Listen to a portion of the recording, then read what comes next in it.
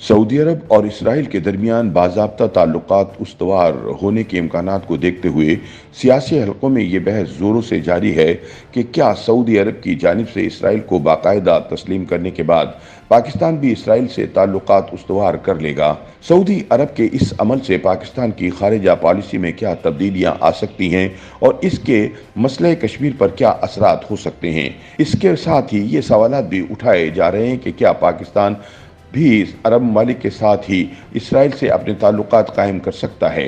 क्या इसराइल को तस्लीम करने के लिए पाकिस्तान पर किसी किस्म का दबाव आ सकता है।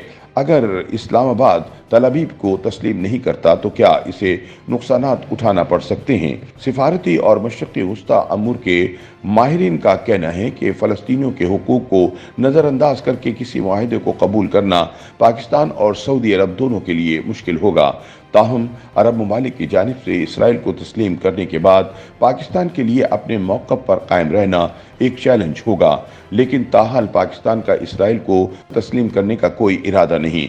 खारिजा अमूर के सहाफ़ी कामरान यूसुफ कहते हैं कि सऊदी अरब और इसराइल के दरमियान किसी भी माहदे के न सिर्फ पाकिस्तान बल्कि मुस्लिम ममालिक पर बहुत से असरात मुरतब होंगे। वॉइस ऑफ अमेरिका से गुफ्तगू में उन्होंने कहा कि रियाज इस्लामी ममालिक की क़यादत करता रहा है और इस्लामी ताउन तंजीम यानी OIC की बुनियाद ही फ़लस्तीन के मामले पर रखी गई थी।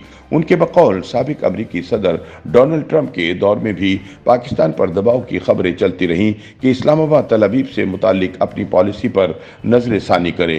कामरान यूसुफ ने कहा कि पाकिस्तान इस्लामी ममालिक में बड़ा और अहम मुल्क है और इसराइल से मुतालिक किसी भी माहदे में इस्लामाबाद की शमूलियत दीगर मुस्लिम ममालिक की इस माहदे में शामिल होने की राह हमवार करेगी।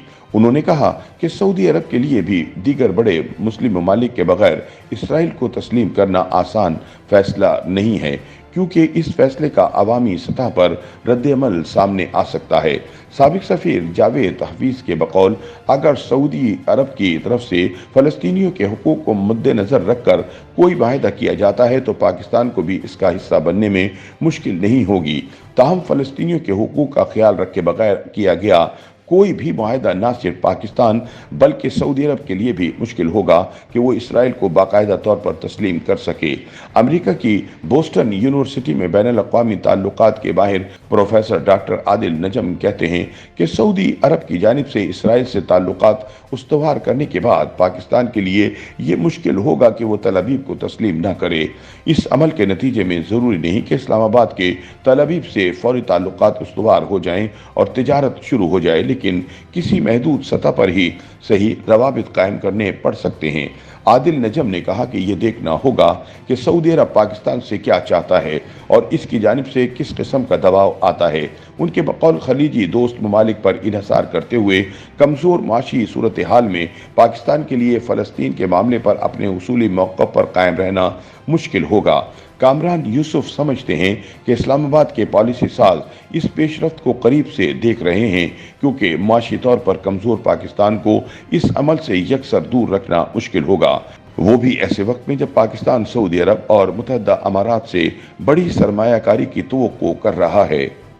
YouTube पर गूगली न्यूज देखने के लिए youtube.com की सर्च बार में गूगली न्यूज TV टाइप करें। गूगली न्यूज के पेज पर सुर्ख रंग के सब्सक्रिप्शन वाले बटन पर क्लिक करना ना भूलिए। YouTube पेज पर अपलोड होने वाली वीडियोस से बाखबर रहने के लिए बेल आइकन पर क्लिक कीजिए। आपको हर नई वीडियो के बारे में नोटिफिकेशन मौसूल हो जाएगा।